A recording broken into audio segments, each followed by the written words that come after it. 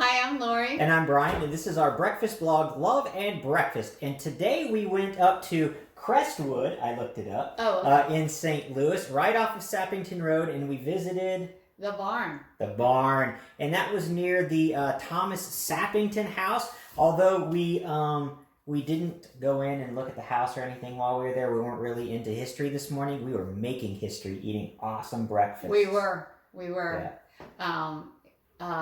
Yeah. What did I... Oh, yeah.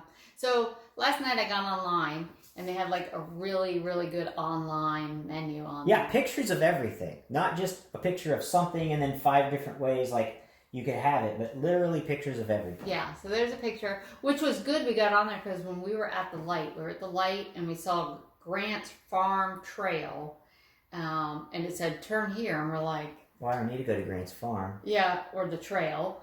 And so thankfully I had seen what the building looked like online. So I knew it was the blue building. Right after you get to the light, you turn right. Yeah, the sign was kind of hidden behind the rose bushes. Yeah.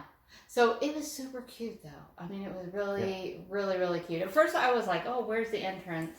But it was... You know, it looked like something that we would see when we lived out on the East Coast. Yeah. That, what do you call it? Federal style building, I think is what you call it. Yeah, it was super cute. So when we got in there, they asked us if we wanted to eat in or eat out. And it was a little humid today. And my hair is already starting to do the curly wing dingy thingamajigers. So we decided to eat in.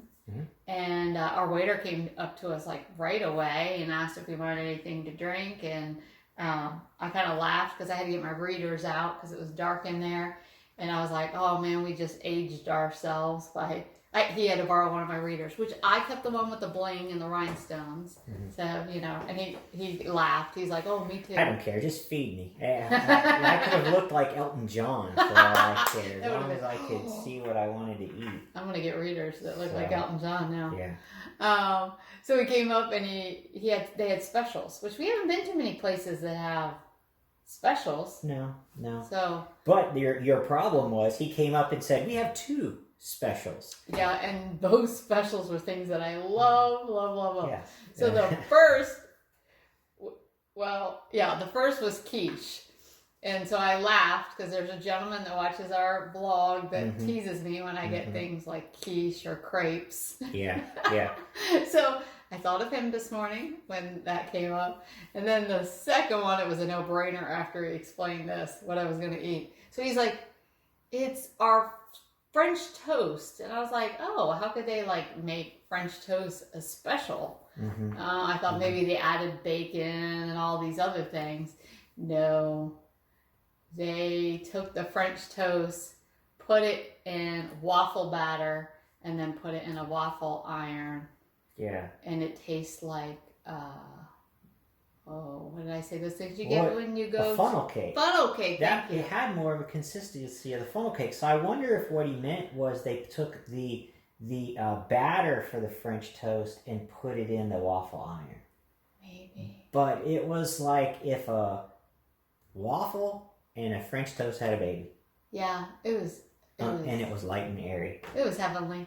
Yeah. It was very sweet. Because I didn't even need butter on it. It had like a little powdered sugar on it and a little syrup. And when you think about it, you know, you're thinking, okay, you're going to take a French toast and put it in a waffle iron. I thought it was going to be so thick that it was going to soak up all your butter and all of your syrup, and it didn't. I mean, it was like... So you had 2 pieces of that, and then I have to get potatoes. Always. Oh, and it came with bacon, too. Yes, but I ate the bacon. But he ate the bacon. And... I'm like, okay, they call them barn browns. And so I thought, I have to get this. Now, they had barn browns with the works, like cheese, sausage gravy. Like stuffed home fries or something. Yeah, you could put whatever on there. But and you'd think, at this point, I've had potatoes every possible way. You could have potatoes. They would think that. You would think that. No, today. So I get it, and I'm like, it was like shredded. Like I would say it's like angel hair pasta. So you think, okay, well, it's just smaller than the regular hash browns that you get. But no, I mean, it was as different as angel hair pasta is from your typical spaghetti noodle. Yeah. It was literally something different. It was like, yeah, and then fried up, and it was heavenly too.